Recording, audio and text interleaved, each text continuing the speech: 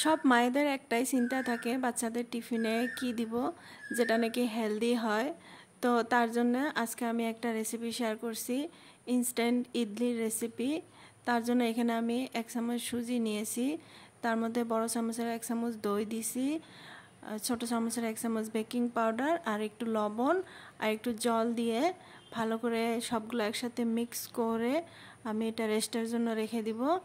তারপর 10-15 মিনিট পর এটা দেখব একটু একটু ফুলে উঠেছে।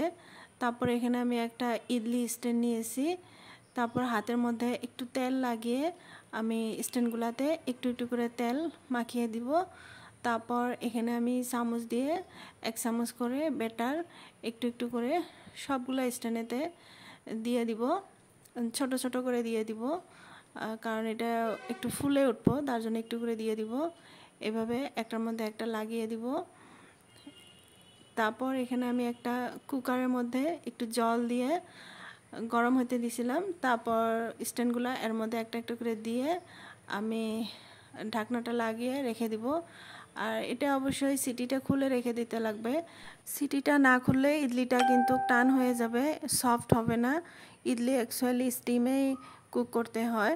তারপর এখানে আমি ইডলিগুলা চামচ দিয়ে একটা একটা করে সবগুলা উঠে নিব একটা প্লেটে। এই তো আমার ইনস্ট্যান্ট সুজির ইডলিটা রেডি হয়ে গেল। এখন তার সাথে খাওয়ার জন্য আমি একটা চাটনি রেডি করব। তার জন্য এখানে আমি পিনাট চাটনি বানাবো। তার জন্য এখানে আমি নিয়েছি বাদাম, একটা প্যানের মধ্যে হালকা রোস্ট করে নিব। তারপর একটা প্লেটের মধ্যে নিয়ে এটা সিলকাটা হাত দিয়ে আস্তে করে একটু পরিষ্কার করে নিব। তারপর একটা মিক্সার জারের মধ্যে বাদামগুলো দিয়ে দিব। তারপর একটু লবণ, কাঁচামরিচ আর রসুন আর একটু জল দিয়ে একটা পেস্ট বানিয়ে নিব।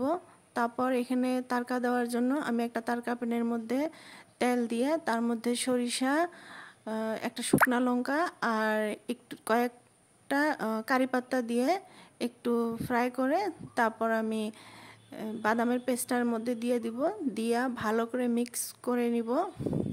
আপনারা এভাবে একবার ট্রাই করে দেখবেন।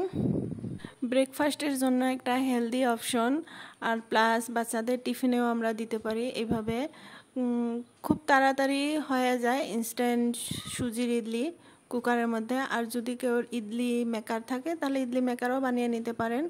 এইভাবে আমি রেডি করে নিলাম সবগুলা ইডলি আর চাটনি।